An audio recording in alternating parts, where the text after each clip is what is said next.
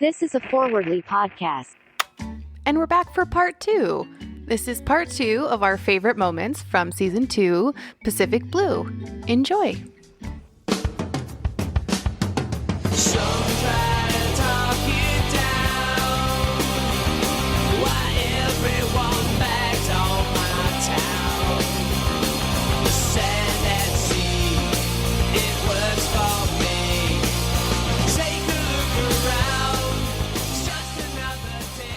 The shot that we see of the burglar, the very first time we see him, it's playing a very, what you think is a familiar song.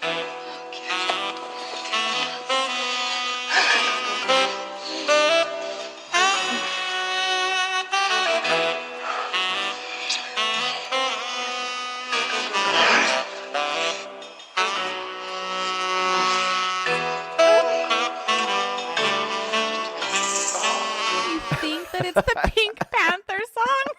But no. Dun-dun, Just wait. dun-dun, dun-dun, dun-dun, dun-dun, dun-dun, dun-dun, dun-dun, dun-dun.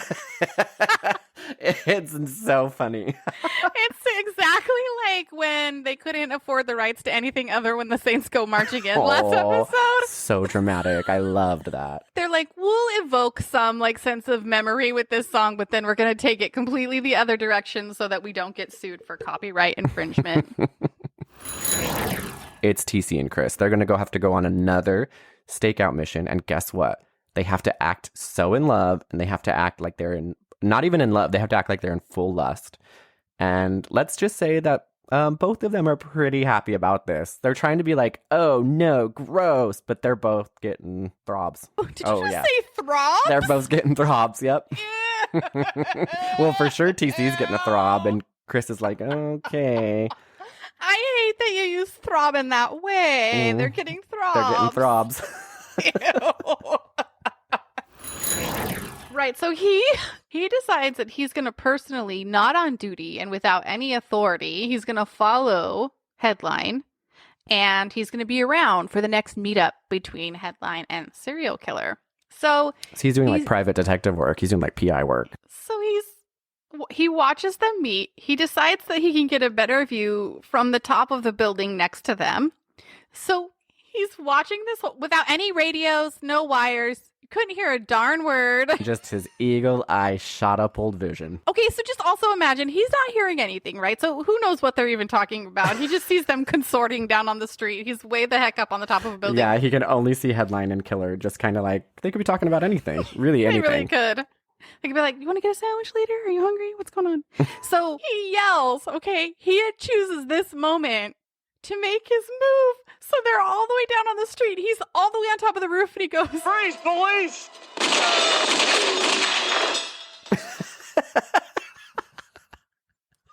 Palermo, come on, bud. At least go down a little. At least climb the fire escape. He's literally like trying to get down. Like, stop! You guys, stop! I can't hear what you're saying, but you cut it out. And he's like trying to get down, and they're just looking at him like, what an idiot would do this? He gives them so much time to run away, but then to make it worse, so he's like, stop, freeze. They're like, what the hell? Is someone yelling at us from that rooftop? They can't even hear the word freeze. It's like, and they look up and they're like, what? They start, like, I don't want to say they start running away because they have plenty of time. They just kind of slowly walk away and side-eye him the whole time, like turn their back. Like, what is that? So he starts chasing them, and then he fucking biffs it down the fire escape. Oh, Palermo. His poor little leg doesn't work. His muscle went out. He rolls the whole way down the stairs. So he's like... He doesn't roll. I don't know if this was even part of this. The actor himself could have just fallen, because I don't know if this was part of like their intention, because it looks like he really fell, and man, he just barrel rolls down there. Real smooth, Palermo. So he's like, just the whole scene put together is him being like, stop, freeze. And they're just literally slowly walking away with their head over their shoulders, like, oh, look at that guy. Still watching him fall down. At that point, they don't even know it's Palermo. He's so far away. They can't really see. Don't. It just and looks like it's a dark. stranger. It's nighttime. So they literally just hear a voice out of the distance up, and they look back and they see a person just falling down the stairs. So they're just like, I don't know what Palermo was thinking. Do you see this asshole over here? What's he doing? Did he tell us to freeze? Does he think he's a cop? Is that the hotel? Is that the hotel lobby guy? Like, who is this? He comes up to the side. Also, can we just talk about how this burglar will also, while he's casually in full daylight, drink champagne while he's burgling them? Like, he'll take the champagne from the nightstand and be like, oh, I'm just going to have a little drink and just take your stuff. Don't mind me. So he goes it's to a Hotel grab... Chantel. You have to have champagne when you're burglaring somebody. Obviously. You can't just burgle it without champagne. He comes up to the nightstand. So, like I said, keep in mind, Chris and TC know he's in the room, right? That's the whole freaking point of them luring him. He goes to grab something on the nightstand. TC puts his hand on the burglar's hand and he's like, gotcha! And then they make eye contact and everybody screams. They do. They act so surprised. Ah! Home Alone scream status. You knew he was coming. You said gotcha. It just caught up to TC like what was all happening. Ah! So they all weird. do. They all scream for like 10 minutes, all looking at each other, just ah. I just was so perplexed by that. They seem so surprised. They arrest this dude. They like take his mask off. He starts spewing all of his bullshit and he's like, oh, sure. Yeah. I've been rejected by every other woman that walks into this hotel. They all go for the big, strong, dumb guys. So it's only fitting that the woman that arrests me rejects me too. yeah, so many women reject me. It makes total sense that I'd finally get caught by a beautiful woman and she'd arrest me. That's the grossest way. So But it just really, nasty. it kind of does like summarize him as a person, that voice. Yeah, I got by a beautiful woman. He's kind of like Cartman-y. Only makes sense you got caught by a beautiful woman. But it is. He's so weaselly. It's a perfect voice for his perfect Such a weasel. face. So then he has the nerve. Okay, so he has the nerve to bitch about not getting attention by women and to be arrested by a beautiful woman. And TC's like, all right, cuff him. And he puts his wrists together, puts his hands in front of Chris and goes, Would you? ew. Chris, poor girl, she has had so many men just so obsessed with her copying. And so weird. Fetishing. Fetishing. He starts gross. licking the handcuffs. Ugh, this guy's so weaselly. And she does it, and you know what? She does this weird smile, like, "Oh, you kook," and I'm like, "Do not give him the sexual satisfaction of know. handcuffing him." She does like that little like coy like wink, like, "Oh, you." like it's just a casual, like, "Oh, you're up to no Okay, good." I'll do this for you, you little stinker. Like, you know, he's getting the throbs as soon as she Ugh, puts those so cuffs on gross. him. And they had to keep in mind, guys, that they had to have full sex joke as a stakeout so that they could catch this little Weasley guy who literally stole like a couple things from people. He's like kind of giving her like a quick version of what happened the first time around with the serial killer, like years prior when he watched that doctor get killed. Mhm. We And get he's the like- backstory. We get the Palermo He goes- backstory. He goes, Tony Palermo breaks the cardinal cop rule and puts down his gun. What's he get for it? A killer who gets away, and every person who's died since can thank him for it. "The one time I broke the cardinal cop rule and put down my gun." And I'm like, I'm 100% sure you broke like 20 more cardinal cop rules when you were falling down a staircase. Palermo, we've been with you since the beginning, bud. We've seen you break a lot of cop rules, okay? That was like not the most like mistake you've ever Wait, made, so or the most he made him- disgraceful move. He made a mistake by putting down his gun?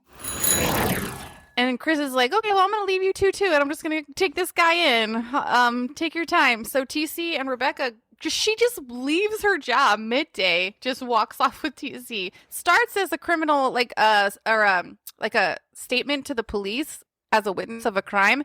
Ends in, oh, these people had a very serious relationship. And they know each other and had lots of sex together. Yeah, and it was it's rekindled. It was hot and heavy. Let's just say that. You can tell they had a It very starts as, sexual like, relationship. It's trauma. She's like, "I saw this crime being committed, da da da da da." It ends with them making out on the beach, like within the same conversation. Like, I haven't seen you in 10 years. And then they make out. And then she's like, I guess I got to get back to work. I know. She just takes some time. Well, I guess they just get robbed. Maybe she was like, needed a minute to calm down. But in this conversation, TC, calm you right down. right? And in this conversation, TC's like, where were you? How are you here? And she's like, I've known Stan forever. He needed a manager, and I needed some cash until I could get a job in the jewelry district.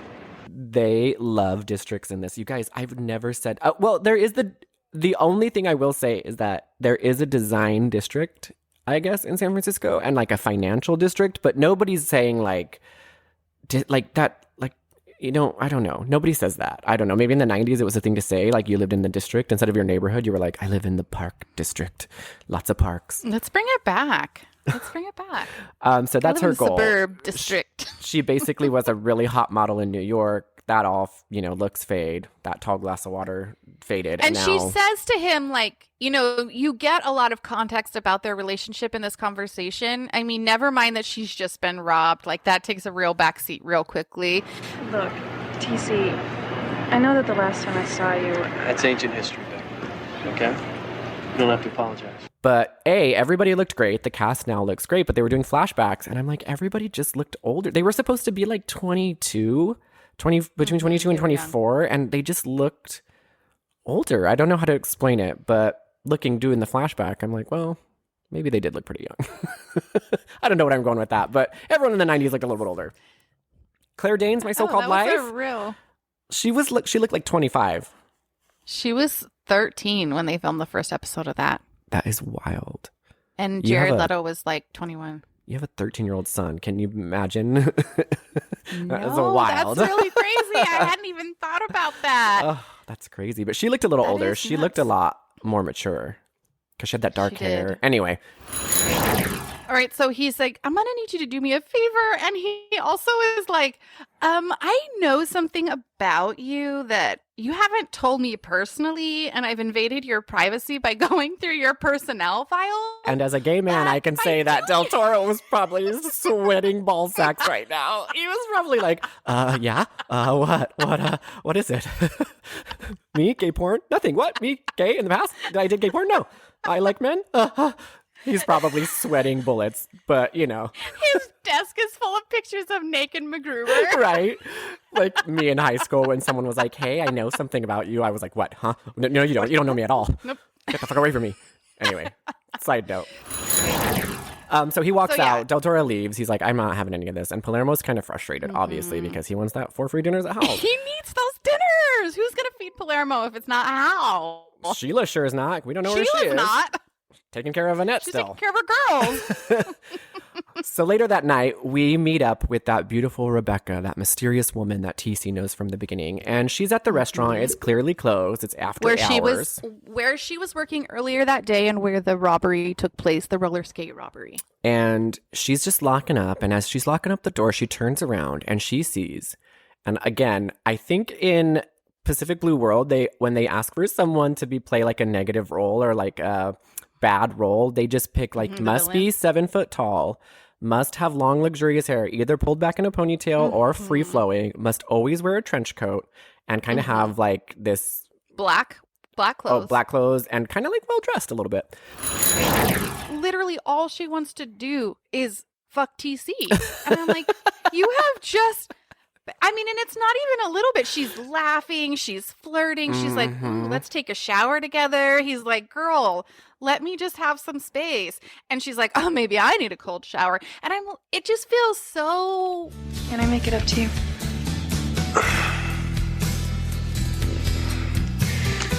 I'm supposed to be working. And you wouldn't mix work with pleasure. I promise, Lieutenant. Is he here? You know what I mean, Becky. We gotta be careful. Always such a Boy Scout. Like, bitch, you almost just died. Like, you literally got almost shot by a shotgun. If Stan hadn't been there, you'd be dead. You're not like rethinking your priorities, your life. Do you really want to go to the jewelry district now? Is that something you want to continue to do? Or do you want to move back? Rebecca, you seductress of the night. She's got the throbs. She's got the throbs. TZ's got the throbs right now. And it's not that I'm saying there's anything wrong with her sex drive or her wanting to have sex with TC. I'm not slut shaming her in any way. It's just the circumstance. I guess everybody deals with shock in a different way. Maybe you get like hypersexual if you're processing a trauma. I don't know. But Well, that thing, there is that thing. Well, it's not as it's hypersexual, but what is it? Not Munchausen's. It's what's the one where it's where you like start to fall in love with your kidnappers, or like when trauma happens? You know what I'm talking about? Oh yeah, Stockholm syndrome, and you like kind of start to like have feelings for the people that are like either kidnapping you or holding you ransom or something. But she's A, he's not kidnapping her, and B, they literally just walked into the hotel. I know. I was just trying to make some kind of like just trying to explain that away in some possible way. But yes, you're right. I don't know. I've never been in a situation where I've been shot at with a shotgun, so couldn't say. Something really, really important happens while they're in the hotel room, though, because this very first night that he's taking guard over her, someone shows up in the window in the moonlight. It's the shotgun wielding man. The scary shotgun wielding man. He knows where she is. He's like, Bex, I got you tracked, girl. You don't think I'm smart enough? I don't know why I'm whispering right now. You don't think I'm smart enough to track you down, girl? Come on. And now you kind of know, like, oh shit, this is personal. Because at first you were like, robbery, what's going on? But now you know, this guy's after Becca. He's watching the lifeguards, and then one very specific lifeguard by the name of Mackie Smith comes over to him and starts shit-talking him. That's right. And he's like, oh, I hear you're too scared to get involved. Oh, I hear you're not going to play the games this year, bud. And so, of course, that lights a fire under Palermo's ass, and he goes right to Palermo, and he's like, you know what? I'm in. And you know why I'm in? Because Palermo's like, well, you just told me you would do literally anything for this team, but not this. So what changed your mind? And he's like, you know what changed my mind? Mackie Smith. He's just a little shit talker, and he got me all riled up, and now I want to beat him because I'm going to be fighting against Mackie Smith. And Palermo goes, so Palermo's like, this is the greatest news I've ever heard. This has nothing to do with your personal journey. I mean, no, I said it backwards. Oh no. I was gonna... He was definitely thinking like, yeah, for sure, beat Mackie Smith. He was not thinking about the 4 free dinners at house. Yes, exactly. I was like, he's definitely not at all motivated by the house dinners. Not at all. Palermo's no, like, Del Toro. Yeah, Del Toro, you do your thing. You do your thing. I'm not thinking about that at all. I don't want that steak dinner at Hal's. Just you do your thing. You know Hal's is not serving a steak dinner. You know Hal's is doing like a chicken fried steak or something, like a really shitty piece of meat, just deep fried. They're like, it's the worst. It's like a Denny's. Hal's. Yeah, that's exactly like what I was thinking. Denny's. The Grand Slam. It's also known as Denny's of the Boardwalk. Picture Flashdance. When she's dancing in her studio, I'm a maniac.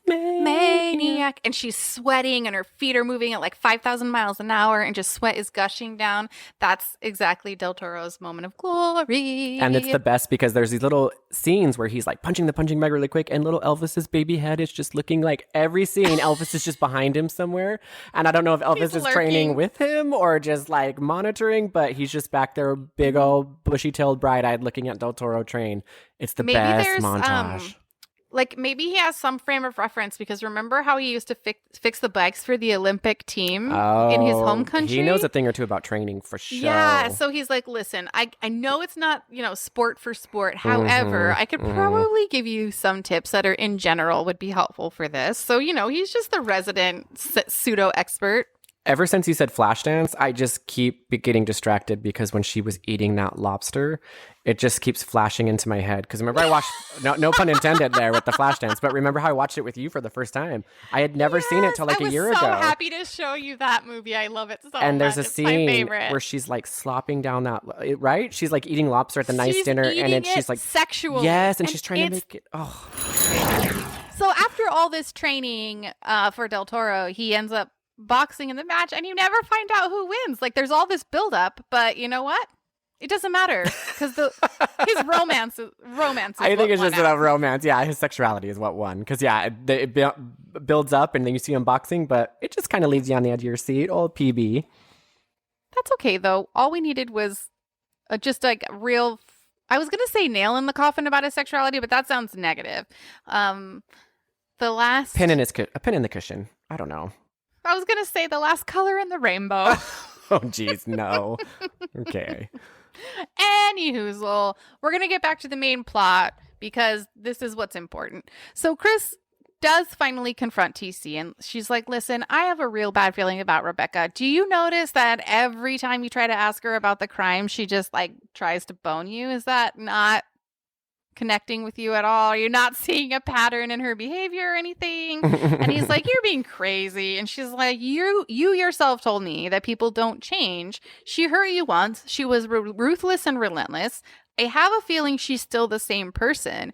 And right at that moment, Corey pops in with some very pertinent information because who has woken up? Stan the man, he woke up, he got his lettuce in the walk-in, and he's like, Rebecca, she knows that man. He was shooting at her, but not to kill her, to scare her. He doesn't really talk like that. I don't know why I'm doing that voice. I was doing like an old, decrepit British man. guy? But basically, he says that they definitely have some kind of connection, and this dude was not shooting to kill her. He was shooting to scare her, and he knows it. So Sergey and Rebecca, his name is Sergey, we found that out earlier. They just know each other. Something's going on. So cut back to the bank. Guess what happens with the pregnant lady? Oh, it's not Braxton Hicks. Is it Braxton Hicks or Hicks? Braxton Hicks. Braxton Hicks. That sounds like a country music singer. It really does. We should start a country music band, Braxton Hicks, and we Let's just do like it. go like, ooh, yeehaw, hee hee, yee yeehaw, yee.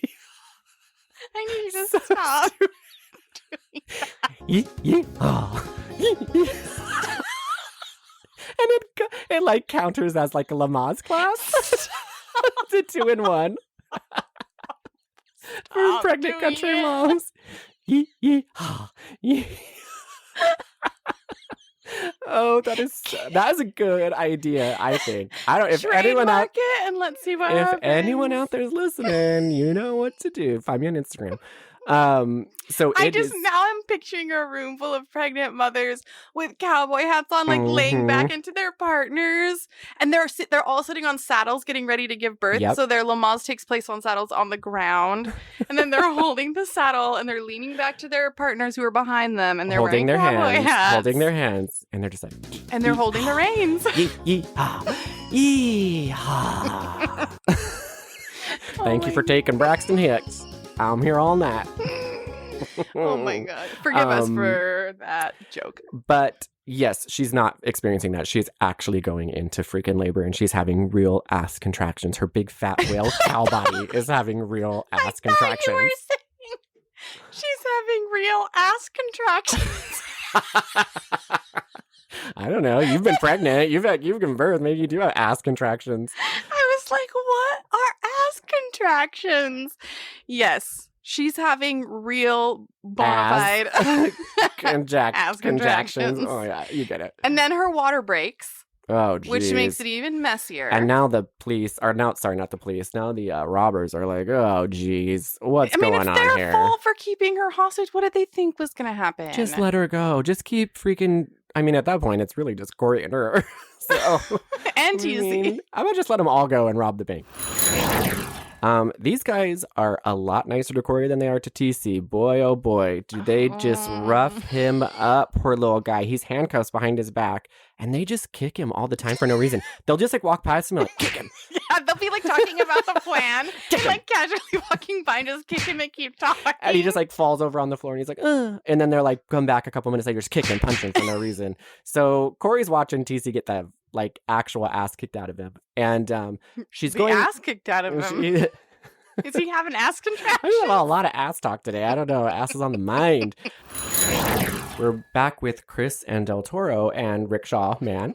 And it's a scene from outside the bank. And Del Toro and Chris come rolling up on their bikes. And the rickshaw guy is running behind them with his rickshaw, sweating and dying. Okay? How long did it take? He's hobbling. And I'm like, you guys. Freaking jogging with his rickshaw. He's like carrying full, it. like sweating rickshaw behind him, a huge rickshaw, and they just pull up and they just like leave him in the dust. You can tell that they've been riding their bikes very slowly because they're parallel to him. And we're thinking a couple things. Like, They're, Del like, Toro, escorting him. Chris, if you're so intent, like, help him. Or just be like, hey, we'll call in another cop to watch your rickshaw. Like, why you help us with this hostage situation.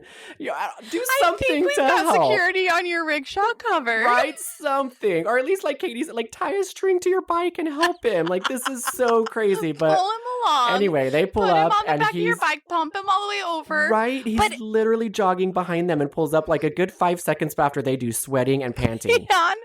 Beyond just the ridiculousness of that, also, like, they're in a time crunch.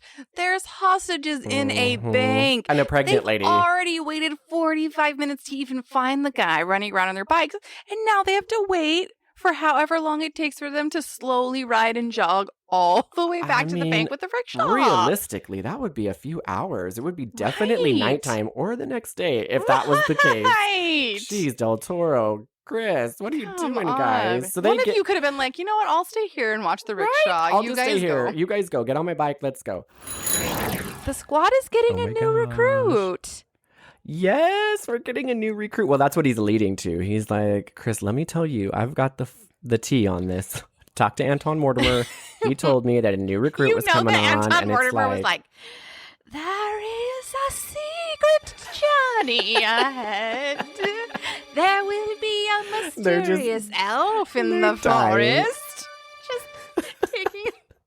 You will see a new recruit with a badge of gold and a gun of metal. that's- and they're like, it's a new recruit. That's too It's a new obvious. recruit. He wouldn't say anything He has to that make it real. straightforward. A breathing organism. Oh, I love you, Antoine Mortimer. But yeah, just said Chris that. basically Love you, Antoine. Just love you, Antoine. His name is yes, Anton, but just but I keep calling him it's Antoine. okay. It's cool. Antoine would love it. Antoine Mortimer. They're waiting Mhm. for who they think is this new recruit to come in, and all of a sudden, this guy in a leather jacket and jeans comes bursting through the door. He has two giant, huge guys on either side of him. He's dragging them in, and he's like, Someone wants to call his mom. Alloway, let's go. I got a couple of Girl Scout fellas in here. Get in there. I'm sure you know the deal. Oh, hi.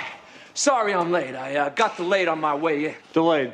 Yeah, I was riding to work, taking it easy when I caught these two slugs trying to steal the news helicopter they keep out on the edge of the pier. You brought these guys in by yourself? Ah, chopper was only 20 feet off the ground when I was finally able to shove them out. And they hit the ground good, man. Problem is, the chopper hit the ground too. It's burning, so's the pier. But I radioed the fire boys. Everything's cool. All handled. I almost forgot. Here's their Uzis. Excuse me. But who are you? I'm Scott Kramer, your new bike cop. A helicopter crash. What are you doing pulling him in? Like, I how does know. that? You don't just leave the scene of a helicopter crash, Scott. I know, I died. Scott Kramer. I feel like someone's just having a little too much fun telling tattles because that is not true. And also, They're like, really, Scott Kramer? Because we can see the pier from here.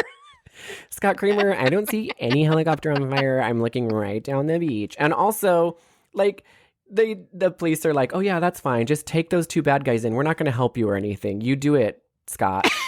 Like, he doesn't have a police car. Like, does he just walk He's in not with wearing them? a Does he have him on his uniform. bike? He's not wearing a nothing. uniform. He's this guy. Like, what? He's the head of the motorcycle guys. He might have been the guy that actually shot the guy in the foot. We don't know. It was and someone the in his other gang. thing about this criminal is that he has the weirdest accent. The way he chooses to play this Robert, That's what I'm it saying. makes This whole zero episode was the sense. weirdest He's dialogue. like, hey there, Hamlet It Schmidt. was so. I'm like, what are you He's like an old. doing? Talk like an old, like, I don't know. It's You are. You're such like, a weird what are you choice." doing? You better get over here, Hammerschmidt. I'm gonna get you. And you're like, why is this 60-year-old man dressed like a 20-year-old punk? I'm just a and hip talking guy like a running Southern a Deep South South motorcycle plantation. gang. I don't know what you're talking about. And he's trying to be so cool and quick and like have these like kind of like got your nose like your front, like, you know, like no, just, hey little guy, got your nose. That was be the saddest thing. Hammer Schmidt on a park bench. I meant like he's like teasing him, like he'll hit his head and like, you know, when bullies like that, they'll like slap your junk, they'll do like a little nut tap. Like he's like doing that kind of I'm stuff. sorry, I can't Got your breathe. nose. Just the idea. Well, because that fits the guy's age It range, really but does. not the character. The he's combination of a playing. motorcycle robber and the guy who chose to play the motorcycle robber in that way, saying "got your nose," was just too much for me. Ugh, So it's too in much. this really Too weird, much. bizarre interaction, you find out that the Weasley guy with the suit is named Hammerschmidt. All I imagined was like people rubbing their necks together, and I was like, "What is sexy about?" I guess that? I thought petting like your vagina, like actually just like you would pet a cat, like just rubbing your vagina. Oh. Or like petting your penis, like letting it like lay in your hand and just sweetheart. Just like petting the top of it, giving little treats. It's so gross. I hate the word heavy petting. So nasty. So Okay, they do get go a very heavy petting from Palermo where he's just so upset. And like I said, he's got his glasses on his nose and his hands on his hips. And he's like, you guys, I'm mad. And then they're like, He doesn't know what to do. he doesn't know what to do. They're like, Palermo, really? And he's like, I'll think of something. But and then they just kind of walk out of the room. It was real sad. Palermo has no control over this group at this point.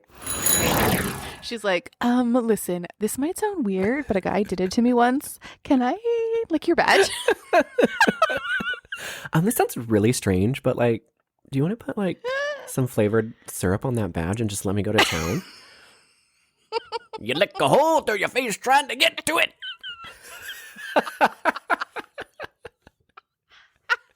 You guys, Christopher Walken comes in for one scene. yes, that was Puts that bag on your head. Marie Calendar Mills. Like, what are you talking about?